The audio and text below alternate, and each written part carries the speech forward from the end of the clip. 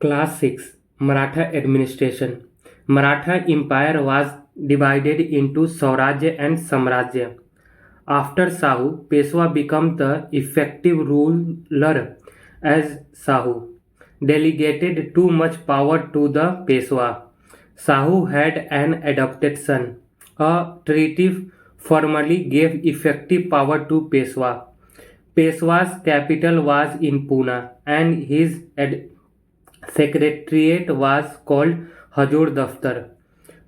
There existed a system of the checks and balances on the governor as Deshmukh/revenue collector had dual reporting to the governor as well as the Peshwa, therefore enabling Peshwa to verify books of account and submitted by the governor. Samrajya was territory outside Maharashtra brought into the Maratha Empire by Maratha Sardar. Therefore was controlled by Maratha Sardar who ruled Samrajya autonomously. However, they did not set up effective rules on the ground in the whole of Samrajya. Peshwa had a council of 12 ministers. Samrajya was divided into Sarkar/provinces and effective of governor was auctioned. Patil/village headman and Deshmukh/revenue collector had watan rights. Patil were the responsible for executive, police, judicial and revenue function at the village level. Therefore, the concentration of power in Patil. Sources of revenue were land revenue and taxes on trade, license fees and judicial proceeds in the form of Nazrana from the victorious party and Jurmana from losing party. Further, to increase revenue and peasant welfare, dams and canals were built and loans were given at the cheap interest rate. Also, there was an effective supervision of revenue collectors so they do not oppress peasants. Maratha judiciary. A clear hierarchy existed from the village panchayat up to the Peshwa and the final decision was the Peshwa. However, as far as possible, he respected the decision of village panchayat. Ancient religious texts act as the law's example Dharma Shastra. There was a rule of law as even the highest authorities and men of money were punished.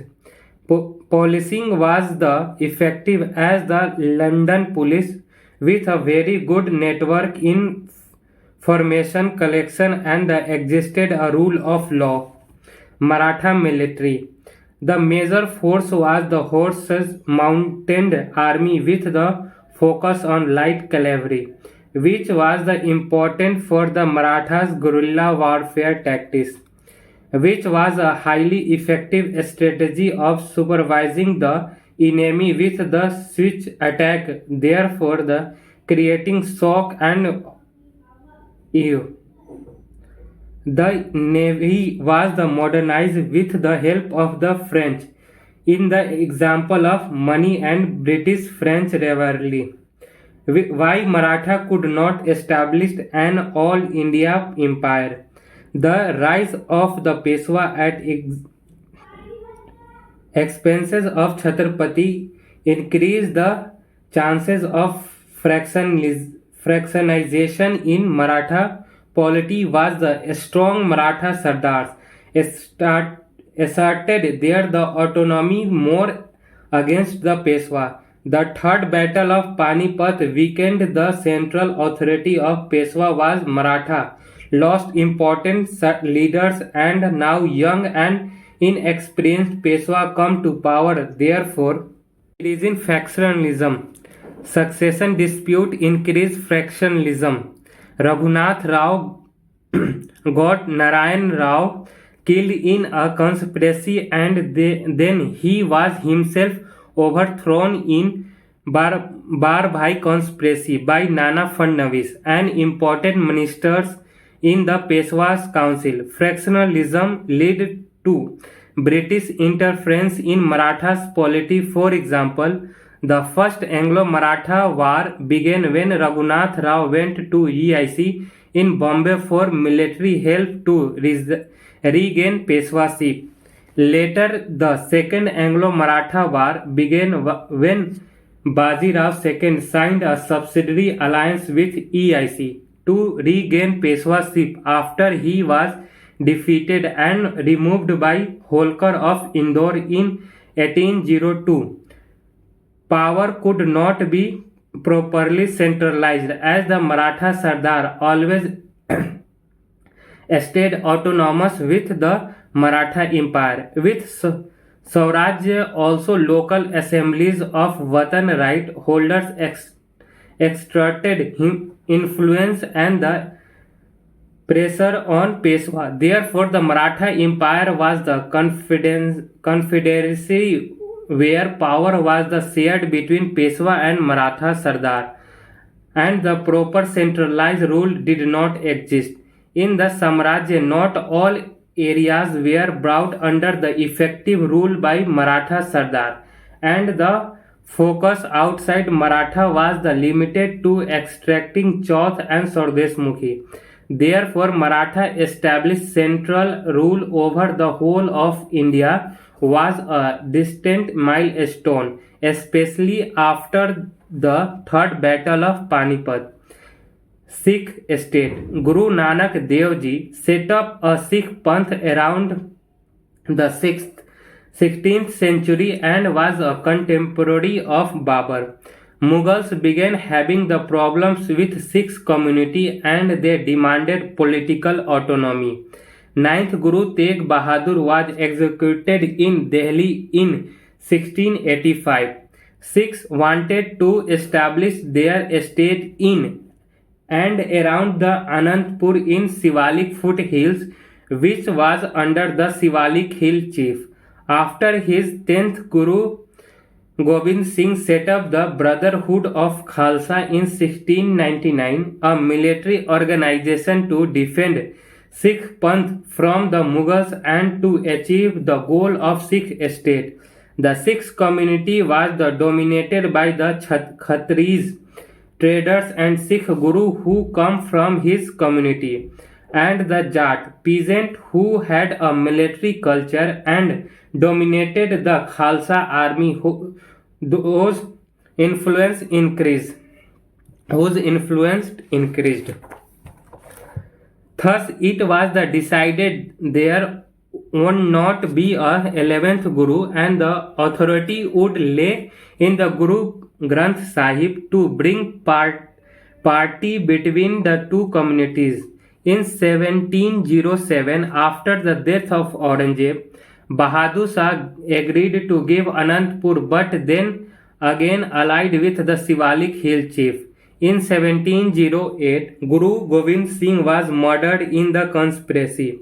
Now Banda Bahadur continued the rebellion and was able to set up his rule in the around Patiala.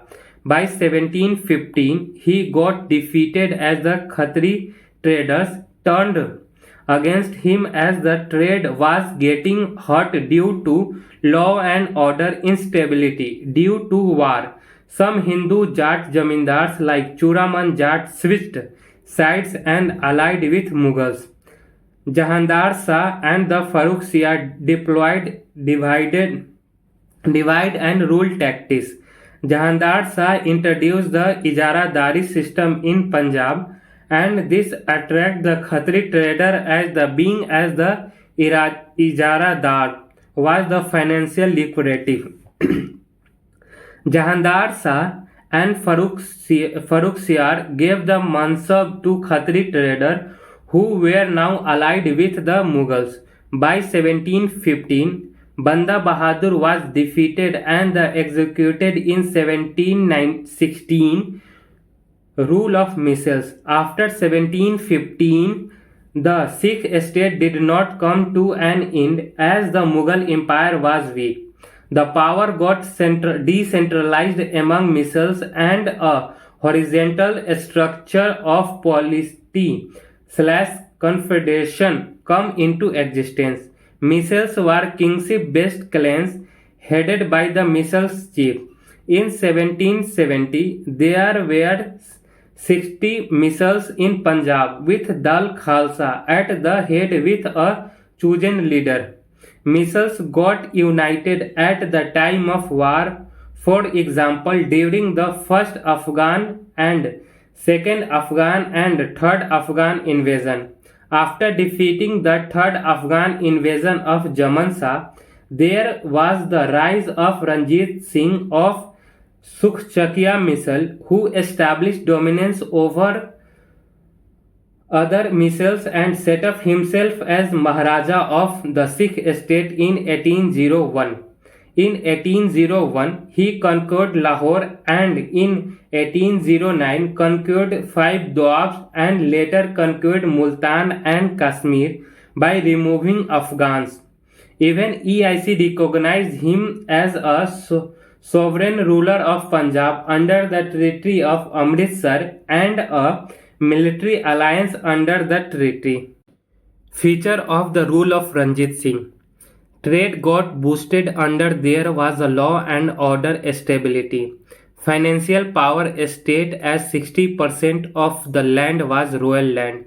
Ranjit Singh maintained the balance of power in court between the Khalsa army commander and the Khatri traders missions chief and Dogras of Jammu. He had an inclusive attitude towards non-Khalsa Sikhs, therefore was the culturally magnanimous and the autonomy of village was respected. Class 7. Jat Kingdom of Bharatpur. Jat were the anti-Mughal since the time of Jahangir and they set up the Jat Kingdom of Bharatpur under the Churaman Jat 1695 to 1721.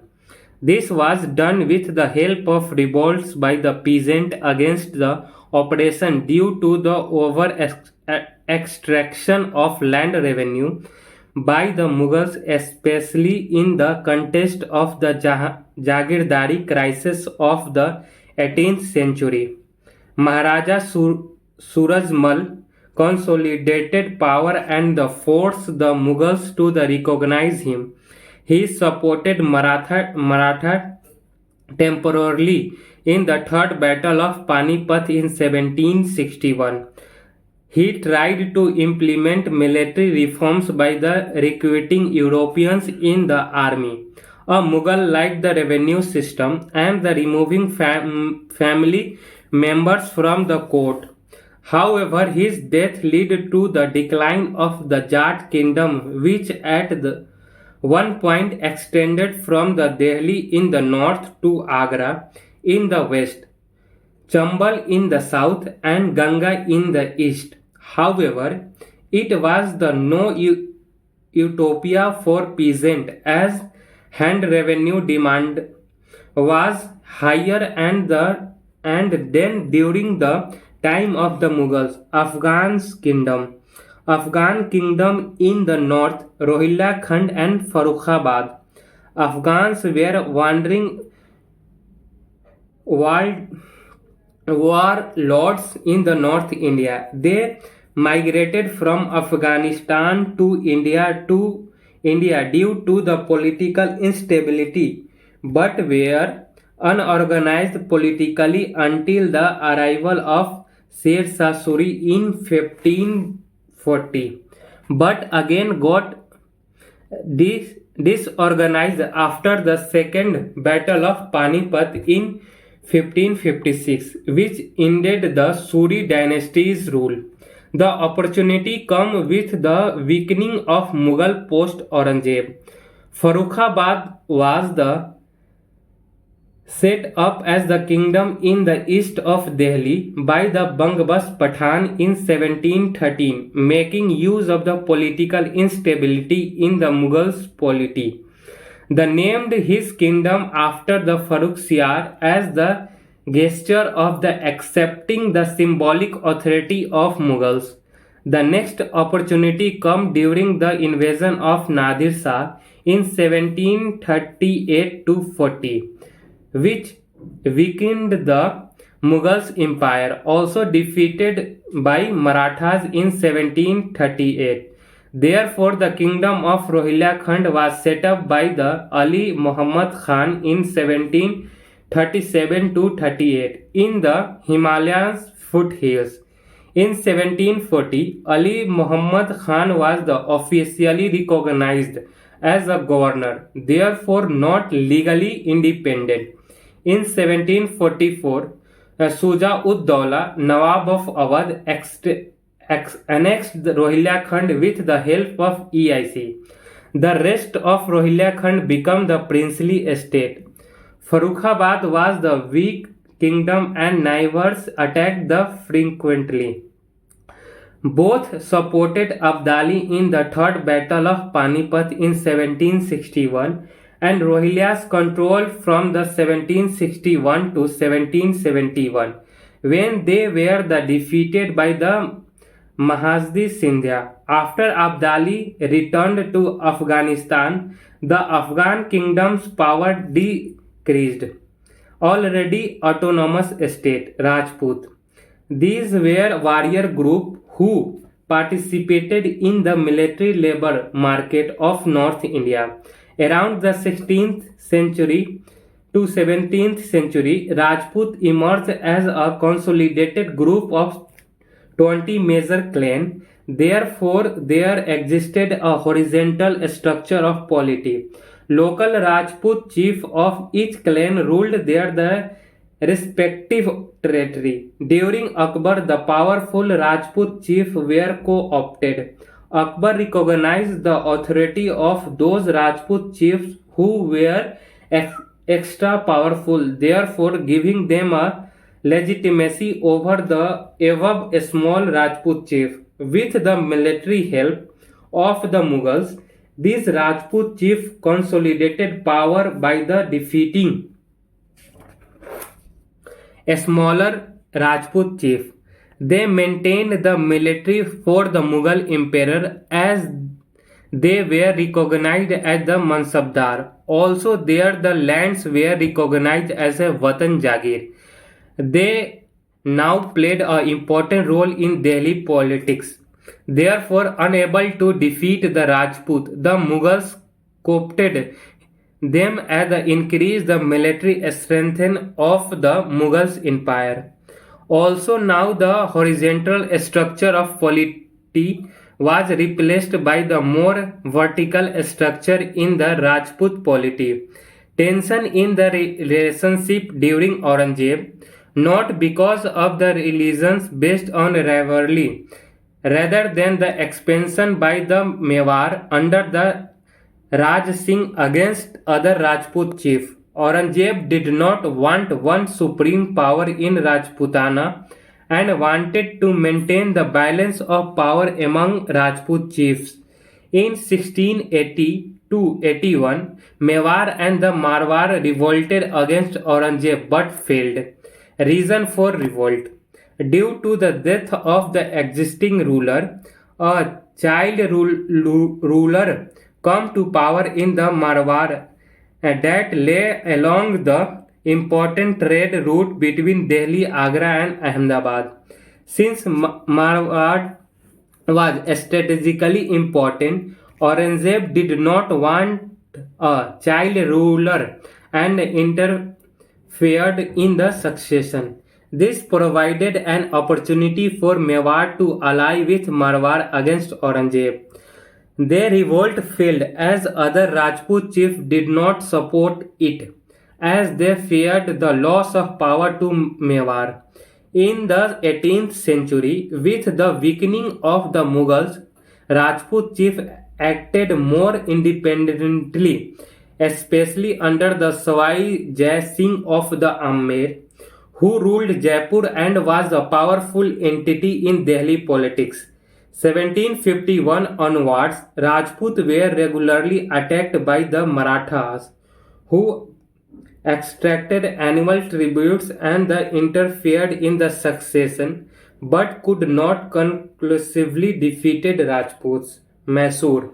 In the 16th century, Mysore was the part of the Vijayanagar Empire. 13 to 1336 to 1646 and gradually become the autonomous under the Wadayar dynasty.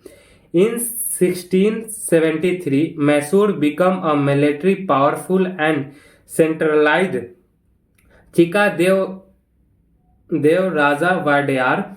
However, by 1761, Wadayars were reduced the puppets by the corrupt PM Nanzraj Hyder Ali.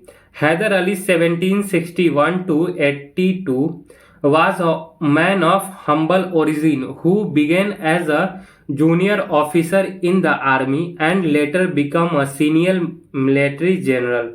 In 1761, he overthrown PM Nanzraj to establish his rule. Hyder Ali worked with the French to improve his military by importing technology and taking the help of French trainers. The army was designed on European models. The army was to be a summation of risalas, regiments. Each risala had a commander personally appointed by the king. Each risala had a clear chain of command and the hierarchy leading up to the king.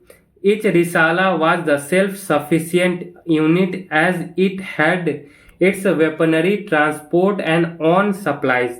Therefore, a very sufficient military organization capable of the switch action was built. Hyder Ali consolidated power by subjugating local chiefs, Deshmukh, Poligarchs, big landlords, with the private army who acted independently since the time Vijayanagar Empire, etc. Poligarchs and the Deshmukh till now were effective rulers of the countryside as they control land revenue and the wealth of the temples. Class 8. Mysore under the Hyder Ali and Tipu. Remove the intermediaries, Deshmukh, and introduce a direct collection of taxes by the state through the state official who got salaries and not a commission. This allowed more income for the state and low taxes for the peasant as now no commission of the intermediaries. This increased the financial strength of the state immensely. Did a detailed field survey to assess land revenue demand, therefore the preventing over assessments.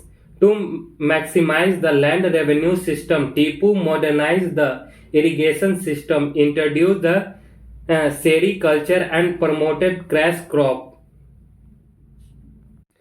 Land under Jagirdari was minimized.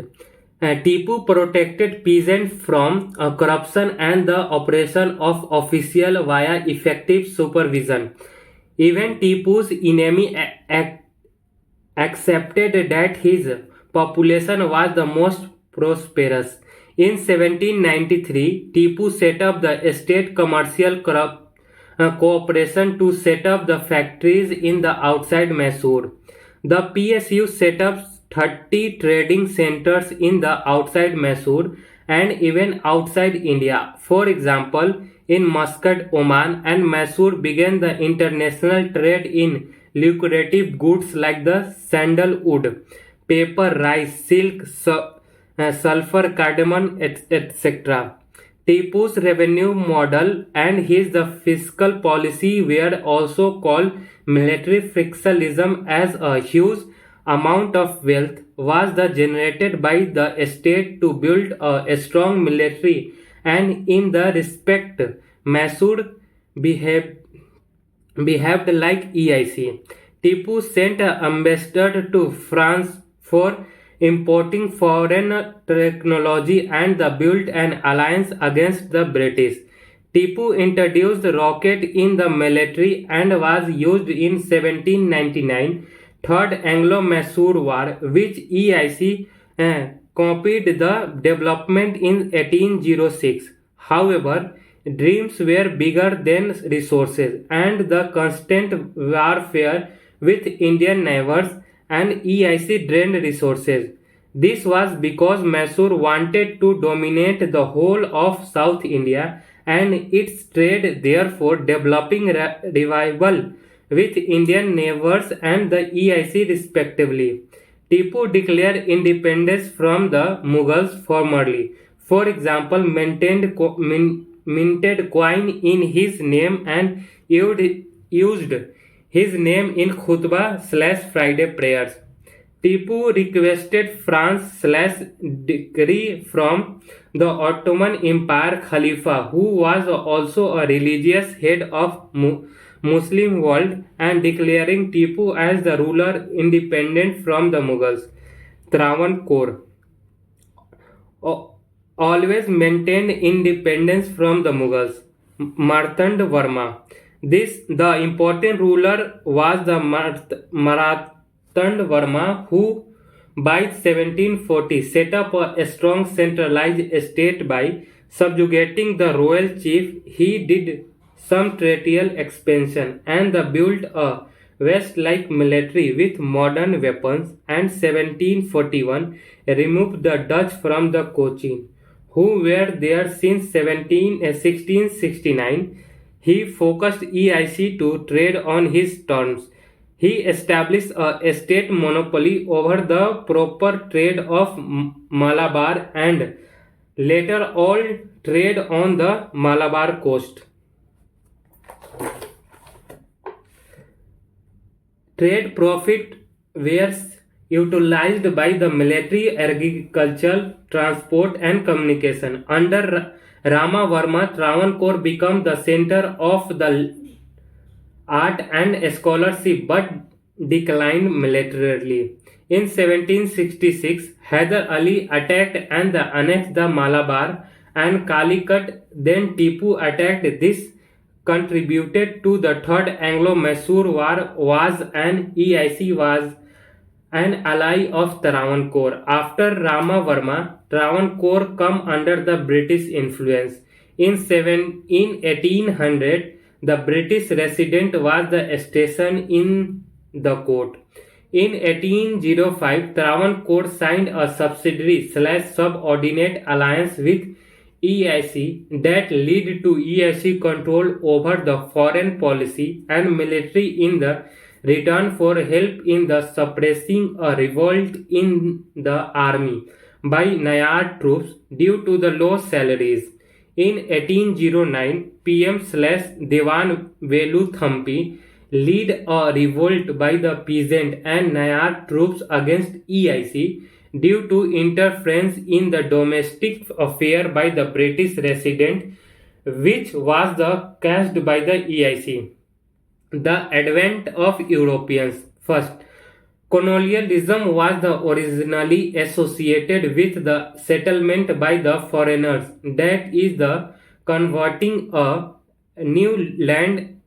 newfound land into a colony. Second, these foreign settlers established their domination and exploited neighbors people in the economic, political, and the cultural dominance.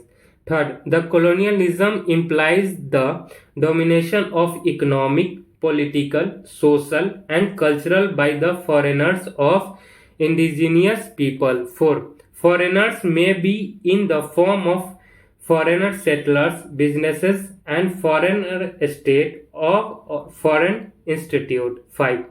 For example, post colonization after World War II, new colonialism began. Ex-colonies now had political independence legally, but they were still dominated and exploited by the ex-colonial power and the international institutions like IMF and the World Bank. 6. As these newly independent nations were economically weak and therefore dependent on the foreign aid and bonds loans. 7. Which were tied with the conditionalities that prevented these nations from following independent policies. Therefore, this was the colonialism in a new form, hence the name New Colonialism. 8. Imperialism is when there is the use of military or its threat. 9. In imperialism, there is usually a loss of sovereignty and usually done by the foreign state. Therefore, empire building via territorial annexation is a feature of imperialism usually. 10. Colonialism and the imperialism were used interchangeably. 11.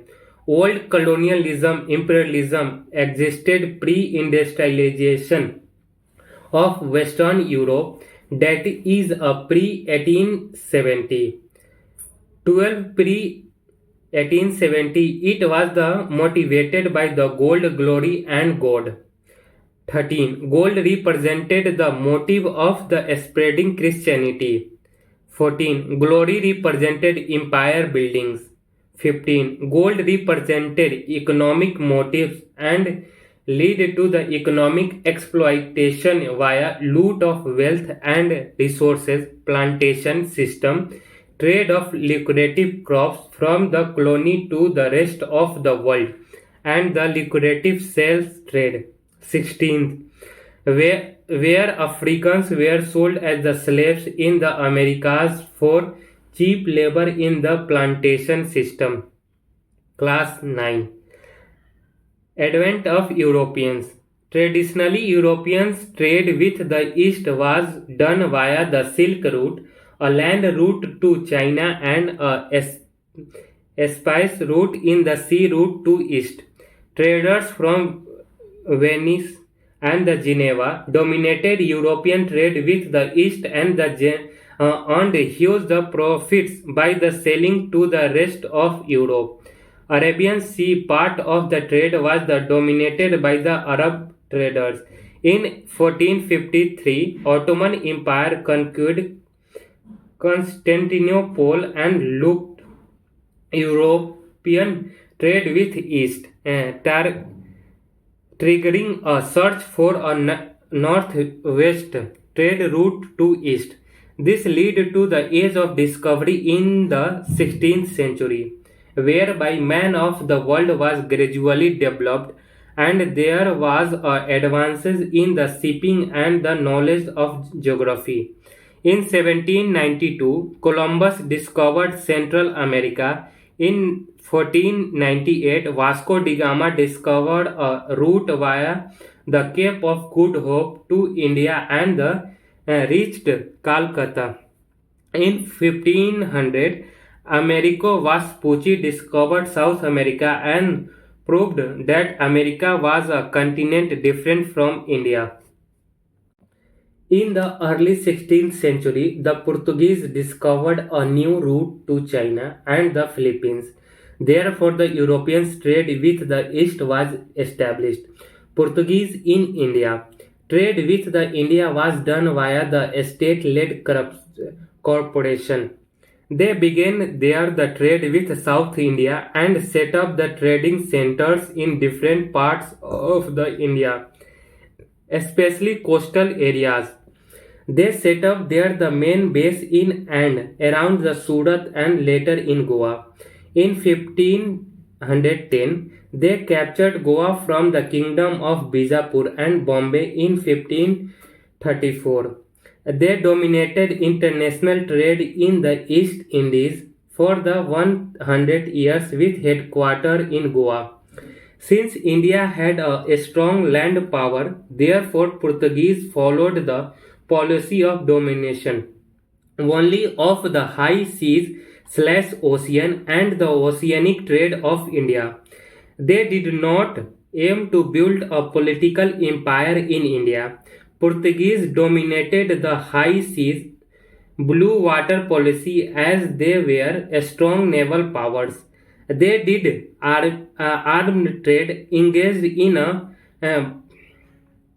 piracy, and therefore the passes via ocean and allowed passes only after the payment of the license fee by other ships. They regularly raided Arab traders who until now dominated Arabian Sea trade and also threatened Mughal ships, forcing Mughals to give trade concession from the lower customs duty and the permission to set up the factories and trading centers. They were religious fanatics and engaged in the forced conversion to Christianity. In the late 16th century, there was the rise of the two new naval powers, Dutch and England. The first challenge to achieving the freedom was to navigation in the ocean, and the second to removing Portuguese control over the oceanic trade of the coast India is. In 1588, in the decisive battle, Britain defeated Armada a large Spanish naval fleet in the Atlantic Ocean, and now Britain and Dutch could travel in east via the Cape of Good Hope. British versus Portuguese. In 1608, EIC wanted to open a factory in Surat, therefore the sending Captain Hawkins to the Jahangir's court.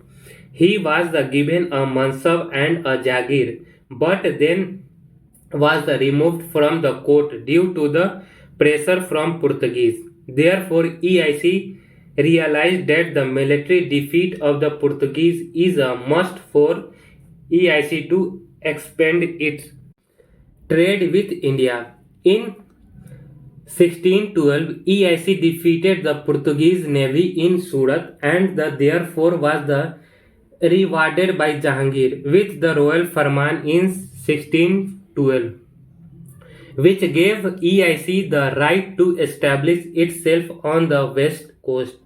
Hence, Surat factory was set up in 1612. To extract more concession, British government sent the Thomas Roe as an ambassador, and he was accepted as a resident in Jahangir's court. Finally, in 1617, he was able to extract another royal farman, where the British got the right to establish factories in the whole of the Mughal Empire and liberal trading rights. These angered the Portuguese, and in 1620, conflict culminated in the major battle where the British owned, and this ended Portuguese in domination of the international trade in India. In 1661, King Charles II of England got the island of the Bombay in the dowry from the Portuguese. Therefore, by the mid-17th century, the Portuguese were restricted the Goa, Daman and Diu, Dadar, Nagar Haveli. British versus Dutch. Dutch removed the Portuguese from the Ceylon and the East Indies, Indonesia, and now the rivalry between the British and Dutch, who fought for the decades, and finally by the mid-17th century, British was defeated and the compromise was reached whereby the Dutch agreed to not attack the British in India, and the British left the Indonesia to the Dutch. The British stayed in the Malaya and Dutch dominated Cochin by the 1669. The Dutch were removed from Cochin in 1741 by the Martand Varma. By 1795, the complete removed of the Dutch from India by British and the English East India Company. It was set up on the 31st December 1600 by the Royal Charter, which was the founding document issued by the Queen Elizabeth. The tools given by the Royal Charter to EIC were monopoly over the British trade with the East Indies, That is with the all land east of the Cape of Good Hope for the 15 years. EIC was allowed to carry gold out of Britain to buy eastern goods. The right to wage war, acquired territories and the administer them. The goal of the EIC formation as per the charter was not the empire building but trade with the East to account counter Dutch competition.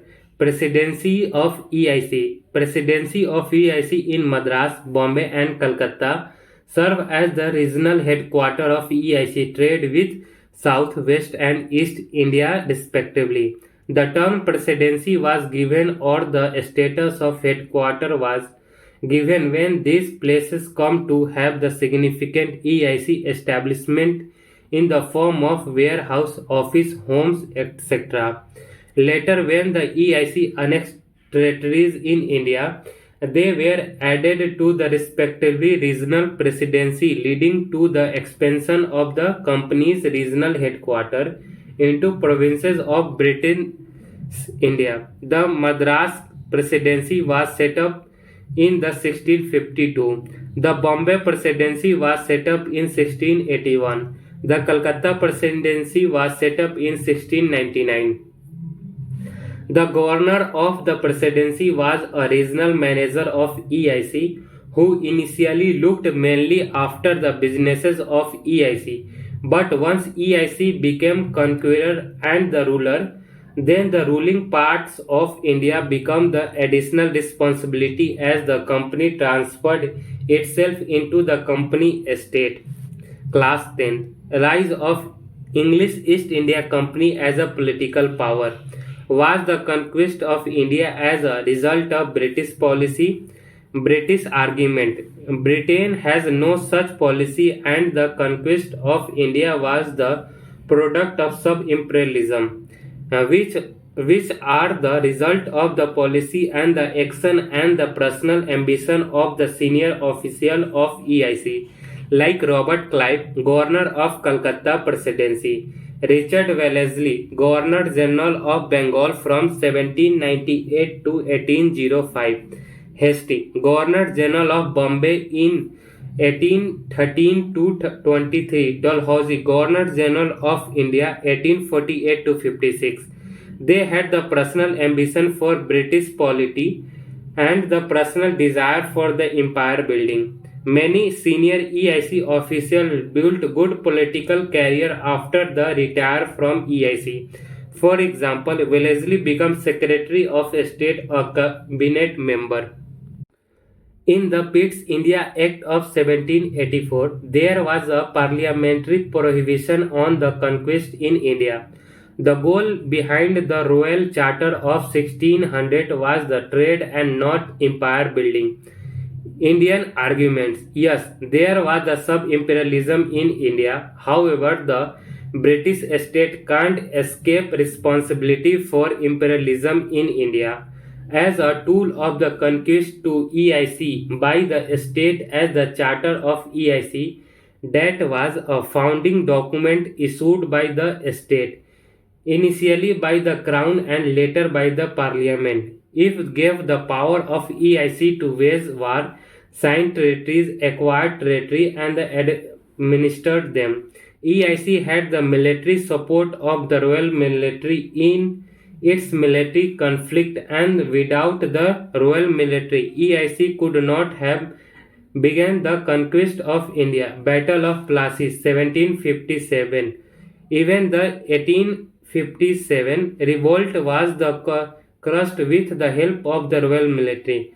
The state signed the EIC in the setting up the developing EIC presidency. For example, Bombay was given an annual rent of just £10 to EIC by the Crown. Therefore, state helped EIC set up the strong base in India, leading to the higher profit via trade that lead to the capability of EIC to have a big army. British Crown estate and the important figures in British polity benefited mortality from the EIC trade and the conquest. For example, 17,000 pounds were given by EIC to the crown/monarchy in the 17th century in the return for the renewal of the charter. In 1698, Parliament auctioned the monopoly of British trade with East. The new companies as the offered £2 million loan versus £700,000 offered by the EIC in 1709. EIC and new company merged.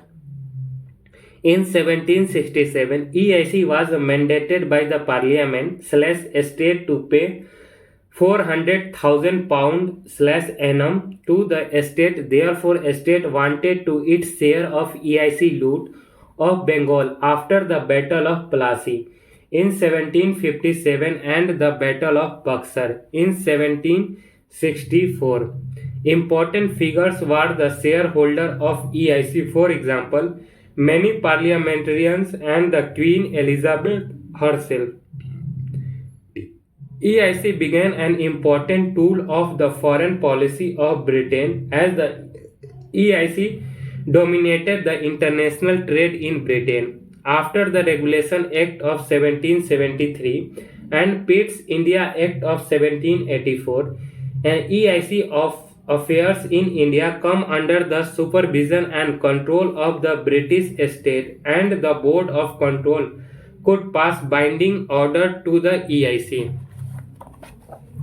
Now the principal servants of EIC in India could only be appointed after the approval of the Crown. Therefore, even its imperialism was not the possible for the British Estate, and the opportunity made use of and even the created by the important EIC official in India.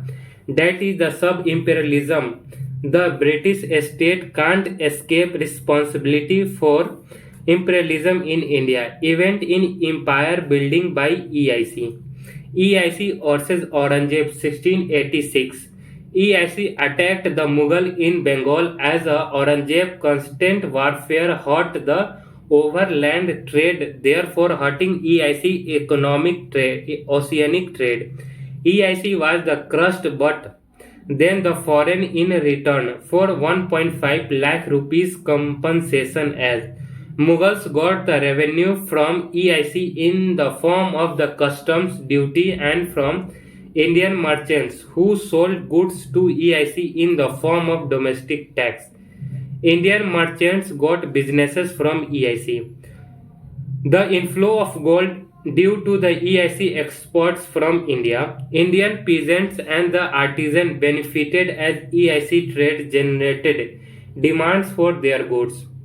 In fact, in 1691, Aurangzeb issued a royal farman that gave EIC to right to duty-free trade in return for just 3,000 rupees per annum. Role of the Britain-France rivalry. Role of the Britain-France rivalry.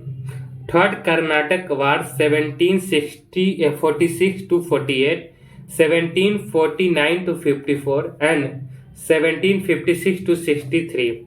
Battle of Plassey. Fourth Anglo-Mysore War and 1799. First Carnatic War 1746 to 48. It was the part of and the result of the Australian War of Succession in 1740 to 48, where Britain and the France with their the allies fought in Europe, the Americas and India. Dupleix was the governor of the French EIC in Pondicherry, the main base of the France in India since 1664. He was the personal ambition of the empire building and wanted the French EIC to dominate the international trade of South India. The conflict began in 1746 after the capturing Fort St. George in Madras. Dupleix refused to hand it over this promise to Nawab of Carnatic. This led to the First Carnatic 1746 to 1848 with Carnatic and British EIC versus French EIC. War was won by the Dupleix. However, in North America, British were victorious and France, its American possession, was more important. Therefore, under the Treaty of Aix-la-Chapelle 1748, France got back its position in North America while the British got back Madras. Therefore, the status quo was the maintained. Now Dupleix searched for the next opportunity in increase French influence, and this led to the Second Carnatic War.